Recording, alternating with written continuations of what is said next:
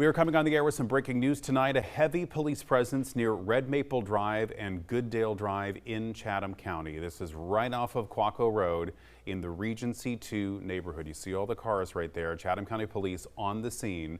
They were called there a little after 10 o'clock tonight. We are working on learning more information. We obviously have a crew on the scene there, and we will update you as soon as we learn more about this. Some new developments tonight. The Chattam County Sheriff's Office has made another arrest in connection with a viral aggravated assault that shocked the Pooler community. The Sheriff's Office says 37-year-old Jimmy Alexander Jr. is the third person arrested for the assault caught on camera. Investigators say Alexander was the one recording this fight, later posting it to social media. He now faces multiple charges, including aggravated assault, battery on a pregnant woman, and violation of a protective order.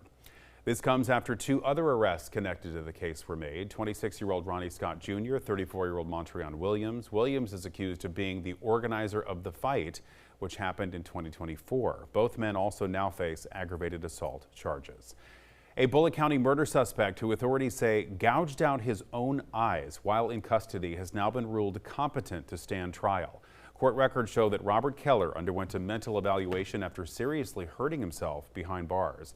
Investigators say the incident raised immediate questions about his mental state and whether he was fit to face trial. However, after reviewing medical and psychological findings, a judge ruled that Keller does understand the charges against him and is able to assist in his own defense. A trial date has not yet been announced. A deadly train accident in Wayne County is under investigation after a pedestrian was struck early this morning in Jessup.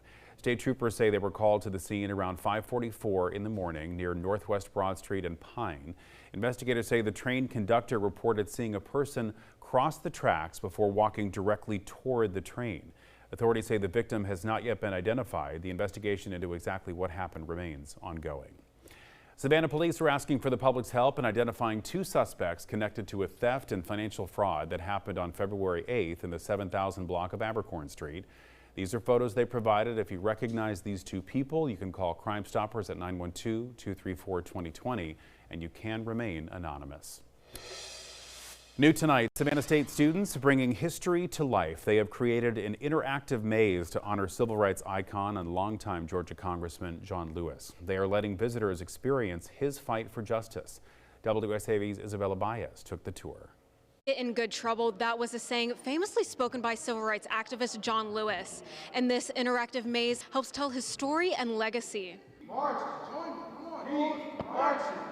Keep marching. Savannah State University students tell the story of Georgia Congressman John Lewis, who is known for his contributions to the civil rights movement. Lewis fought for social justice and spoke out against racial discrimination and was a key figure in the Nashville sit-ins in 1963 March to Washington. John Lewis was known for definitely fighting for human rights and civil rights and making sure that the basic human and civil rights that Americans are entitled to, that we had those. And then even up until his death, died fighting to protect them. To highlight Lewis's life, students performed key moments by putting on a walk to freedom, an interactive maze allowing guests to get a true sense of who Lewis was and what he went through. We have like his beginning and as he grew up in the very small town that he did called Troy.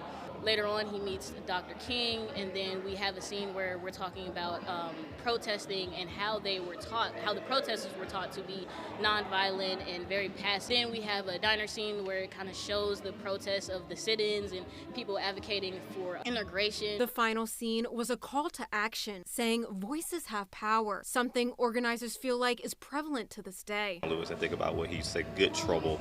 So basically, yes, while you're possibly getting in trouble for things that you're doing, but you're fighting against injustice. I think that spirit and that fire that he stood for is what people are still recognizing and resonating with today. To close out Black History Month, the Savannah Black Heritage Festival is hosting Forged by Fire at the Beach Institute tomorrow at 5 p.m. Reporting on Savannah State campus, I'm Isabella Baez, WSAV News 3 on your side. After a decade representing Savannah at the state capitol, Representative Carl Gilliard is stepping away from politics. He is opening up to WSAV's Nikiah Harris about family, purpose, and the legacy he hopes to leave. Done the work. I felt it's time to come home. For the past 10 years, State Representative Carl Gilliard has served District 162, representing parts of Savannah and Chattam County under the Gold Dome. I spent 10 years of my life away from family and all the above. Missing your family, is a big part of coming back home. But I wouldn't change anything in reference to the journey because everything taught me how to get better. Often labeled as the James Brown of the General Assembly and one of the hardest working legislators in Georgia, Gilliard has authored more legislation than any Democrat over the last 3 sessions. Gilliard says many of the bills he helped become law were inspired by tragic events experienced by his constituents. The blind bill was a bill, House Bill 79, to give parents that are blind the right to parent. That was a powerful bill that represents 202,000 people. When Ahmaud Arbery was unfortunately killed, they said citizen arrest was the reason why. I wrote the bill, House Bill 45, later turned House Bill 479, to repeal Georgia's citizen arrest law. Representative Gilliard says the theme, What the People Say, has driven much of his work, keeping him close to the concerns of everyday Georgians. I was always reminded that the boots on the ground, the people on the ground, always kept me plugged in. The minimum wage in Georgia is $5.15. The struggles, the table issues. And I always kept them engaged. I brought the state to Savannah many times. From criminal justice reform to economic access, Gilliard says staying connected to his district was always a priority. Now, as he steps into a new chapter, Gilliard says his focus is shifting back home. The next chapter of my life, I just want to do what God calls me to do. And I believe God has called me back home to Savannah. That was Nakiah Harris reporting. As he passes the baton, Gilliard says his message to future leaders is simple. Public service is about people, not position. In news around South Carolina now, a bill that would force local law enforcement to work with ICE and even become immigration enforcement officers is drawing some anger and opposition. Our local law enforcement should focus on protecting everyone and not singling out anyone or only protect certain people. Those opposing House Bill 4764 spoke out at the South Carolina State House. The proposed bill would require every agency that operates a jail or correctional facility to sign an agreement to cooperate with ICE. It would expand the existing 287G program, providing additional training and greater authority to local officers to enforce federal immigration law. You've seen masked, militarized deportation agents that are forcing people into unmarked cars.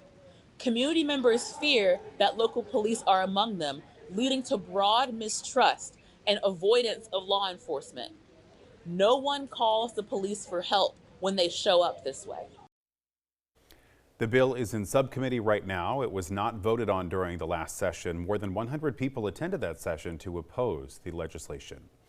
The Savannah-Chattam County Public School System is celebrating some of its top educators tonight, honoring teachers, support staff, and school leaders for their impact in the classroom. Sam Sachs of New Hampstead K-8 School named the 2027 Teacher of the Year. He is a STEAM lab teacher known for bringing hands-on science into the classroom. Lauren Evans of the Savannah-Chattam E-Learning Academy was named Instructional Support Person of the Year, praised for her work mentoring both students and staff. And Alana McMullen of Hess K-8 selected as Principal of the Year, recognized for her leadership and focus on student success. Our educators, again, are changing lives, making a difference in classrooms and in schools across not only Savannah-Chattam County Public School System, but across the state and the nation. It's important that we pause and celebrate them because they're not only making a difference in student lives, they're also making a difference and an impact in education in general. The Teacher of the Year will now represent the district at the state level while also helping lead professional development for educators in the year ahead.